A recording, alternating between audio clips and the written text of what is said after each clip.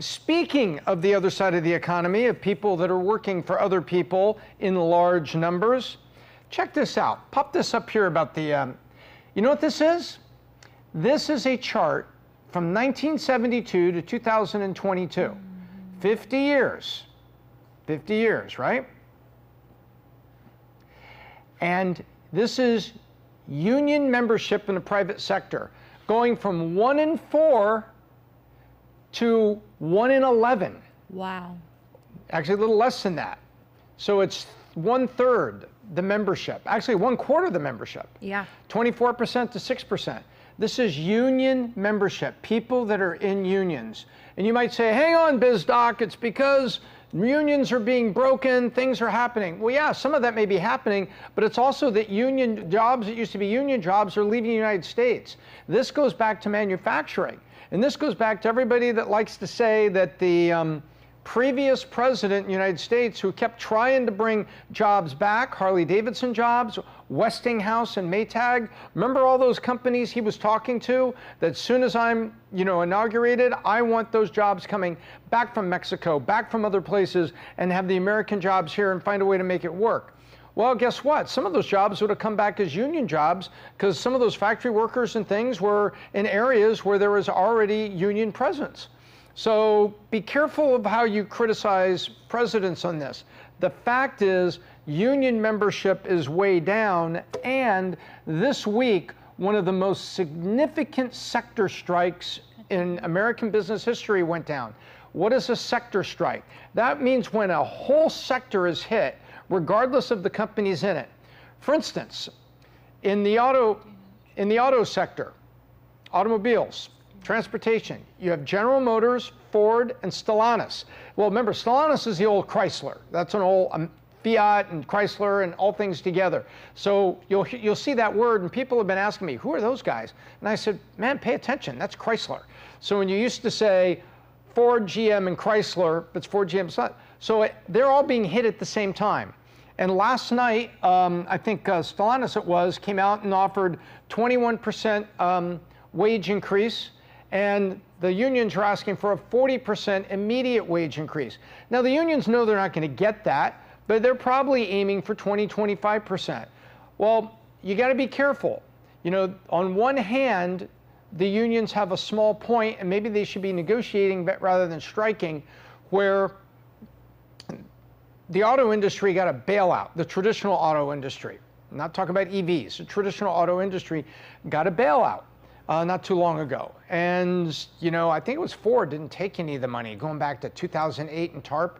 And there were sequential points where the American people, the taxpayer, driven by administrations who were giving out support, like the Obama administration, giving out industry support, free money or taxpayer money from Washington, going out to do that. And so now they're saying, hey, the cars were making very strong profits the last couple of years. Is it time for them to adjust the union contract? Well, maybe the answer to that is yes, in a sane discussion, but they went straight for the throat. And they're like, nope.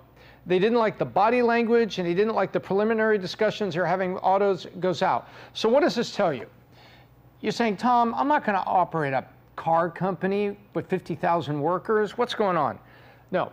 Here, when you're moving through stages from startup to mid-stage to going concern to more mature mid-stage to now established company, 5 years old, profitable, scaling and growing. Okay, at that point you look back and you may have an opportunity to adjust base salaries because now you can afford it. Maybe people came to work for you for a few stock options and then a salary that you could afford because they're thinking, well, I'm going to trade a little of my salary for some stock options moving forward. Happens all the time, Silicon Valley. And now you reach a milestone. And it's always better to proactively go and say, hey, folks, we're now able to fund an annual bonus. And the annual bonus is going to work like this. And I'm now going to be able to, hey, whenever there's payday, I'm buying lunch. We're going to bring in lunch, good lunch, from local restaurants, barbecue, Italian restaurants. We're not just going to bring in, pizza and 24 packs of soda. No, I'm really going to bring in some good stuff so that we can have, you get paid, you get fed. free lunch on payday, or whatever the case may be. There's an opportunity for you to start doing that so people can say, you know what, as the business became more successful and got past this, I still have those stock options in exchange for the bet I took way over here when the company was just a baby.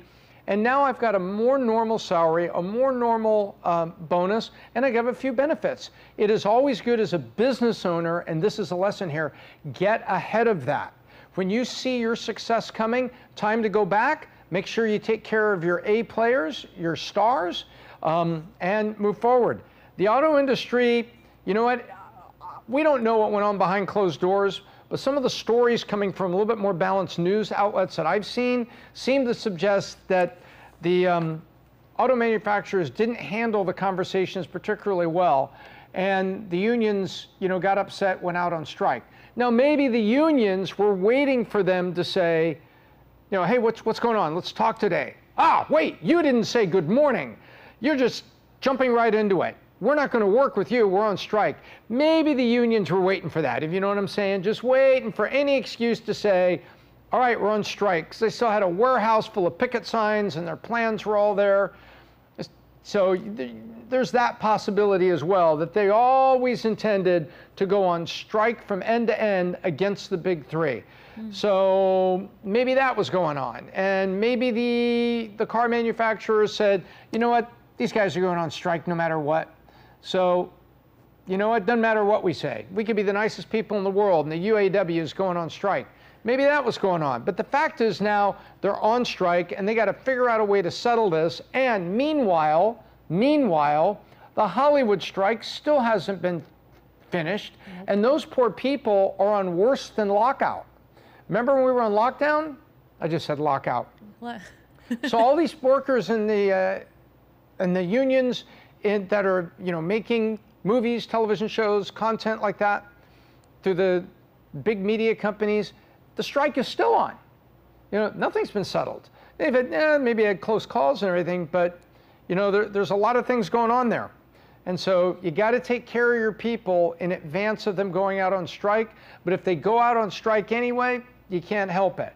And the message for you and me is take care of them before they say, you know what, I got a job somewhere else. I'm going to make $5 more an hour or something. Take care of your stars. I think that's the lesson here. Getting past all the politics of big unions and giant corporations and giant sectors.